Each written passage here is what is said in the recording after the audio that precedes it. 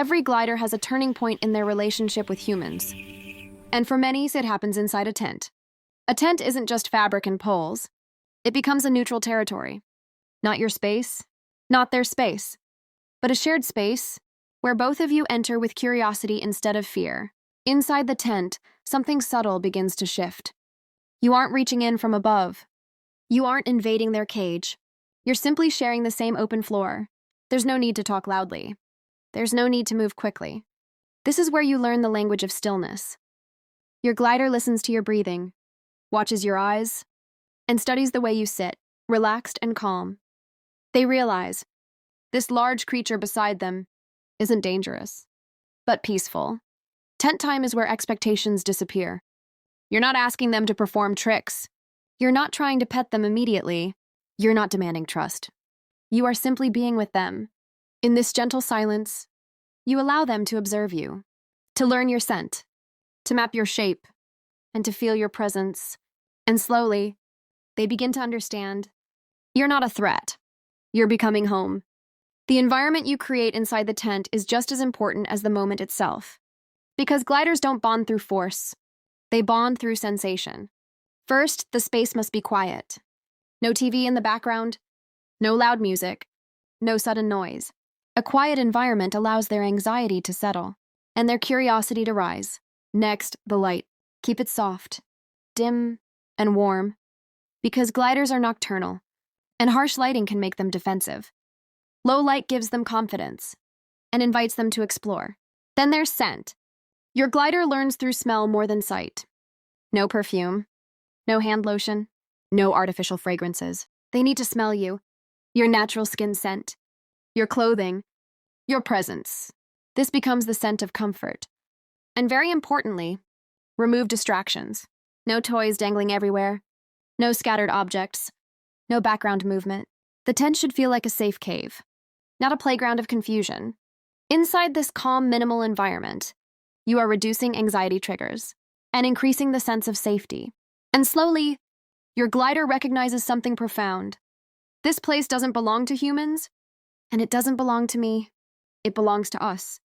The tent becomes a neutral territory, a middle ground, where they feel empowered to approach you on their own terms. When tent time truly begins, something beautiful happens. Your glider stops exploring the space and starts exploring you. They'll begin by sniffing the air near your skin, taking tiny samples of your scent, learning who you are on a chemical level. To them, scent is memory, and memory becomes trust. Then they climb. Maybe a gentle step onto your ankle, maybe a curious scramble up your leg, maybe a sudden leap onto your shoulder. Each contact is a question, and your stillness is the answer. They circle around you, mapping your body like terrain, from your knee to your arm, to the softness of your shirt, to the warmth of your chest. They'll test your reactions. Do you flinch? Do you reach? Do you tighten? Or do you remain calm and relaxed? The less you move, the more they explore. Because in that stillness, they discover that you are safe ground. Your body becomes the playground. Your scent becomes the signal. Your presence becomes the anchor. In this moment, the tent fades away. The fabric walls don't matter. The floor doesn't matter. The space itself becomes invisible. Because now, you are the environment. You are the landmark. You are the familiar object that they keep returning to. And each time they choose to approach you again, that's not coincidence. That's trust unfolding, and step by step. There's a moment in tent time when the smartest thing you can do is nothing at all. Because with sugar gliders, stillness is not silence, it's communication. And it speaks louder than any movement you could ever make. When you choose not to touch them, you're sending a message they instantly understand. I respect your space. I won't chase you. You can come to me when you are ready. And that is one of the fastest ways to build trust. So you sit there, soft, steady, unmoving. Your hands relax. Your shoulders drop. Your breathing settles into a slow, quiet rhythm. To a glider, this is everything. They don't see a human waiting. They see a calm presence, a warm body, a safe shape that never threatens, never reaches, never startles. Your breathing becomes its own kind of comfort. Every inhale tells them, nothing is dangerous. Every exhale tells them, stay as long as you want. And slowly, curiosity replaces fear. They approach you not because you invited them, but because your stillness removed every reason to run away. They might sit near your leg, or groom themselves beside your foot, or pause to look at your face, studying your calm expression and memorizing it as something familiar, something safe. This is the power of not doing anything. When you stop trying to interact, they start choosing you. Your presence becomes the anchor of the whole tent. Your stillness becomes the atmosphere. And without even moving a muscle, you begin teaching them that being close to you is the most peaceful place in the world. There comes a point in tent time when everything you've done, the patience, the stillness, the calm breathing, finally blooms into something unforgettable. It's the moment they make the first move. Maybe it starts quietly. A light step on your foot, a brush against your leg, a curious climb along the fabric of your shirt. They pause, watch you, listen to your breathing, and when they feel no tension, they take another step. Then suddenly, they're on your lap, not by accident, but by choice. They curl their tail around themselves, or sit upright with tiny hands resting on your knee, as if saying, I can stay here. This feels right. And then comes the moment every glider owner remembers forever. When they climb your chest, reach your shoulder, and settle there. Calm, alert, but completely comfortable. Your shoulder becomes their lookout tower. Your warmth becomes their resting spot. Your presence becomes part of their environment. And sometimes, in the deepest moments of trust, they slip inside your shirt. They burrow gently, pressing their tiny body against your heartbeat, choosing a space that feels safe, warm, and familiar. This is not random behavior. This is instinct surrendering to trust. Because gliders don't hide inside something, unless they believe it will protect them.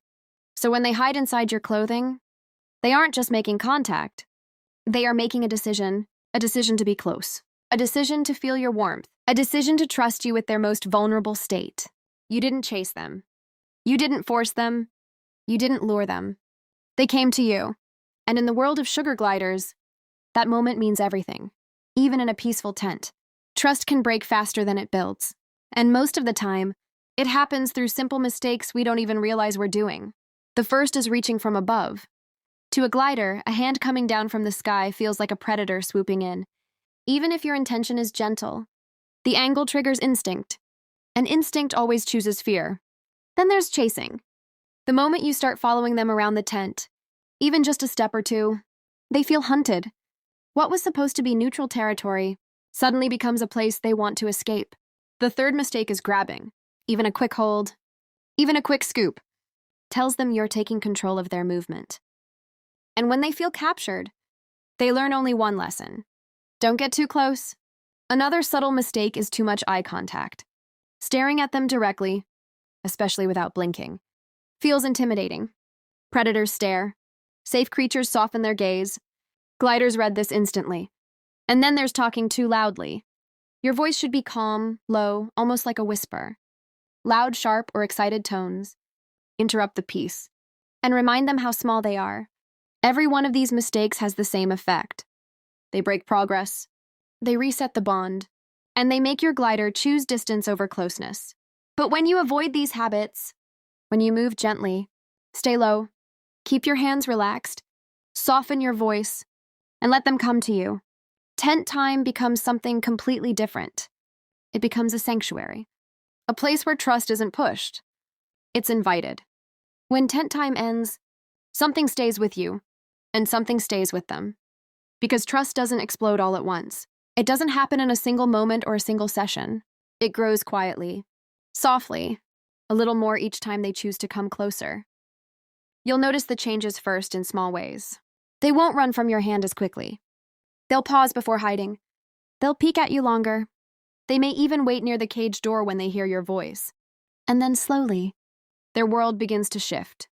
You stop being the big human they need to avoid, and you become a familiar scent, a calming presence, a safe space they return to again and again.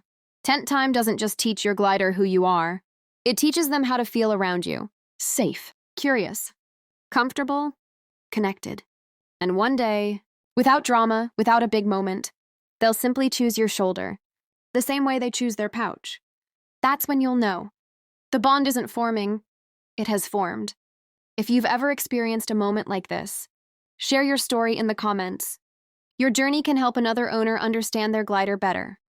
And don't forget to explore our bonding and trust playlists. Every episode is made to guide you, support you, and bring you closer to the little life depending on you. Thank you for watching. And if you want more emotional, real experience glider content, make sure to like, share, and subscribe to Glider Spot TV PH. We're here to help you build the bond your glider has been waiting for.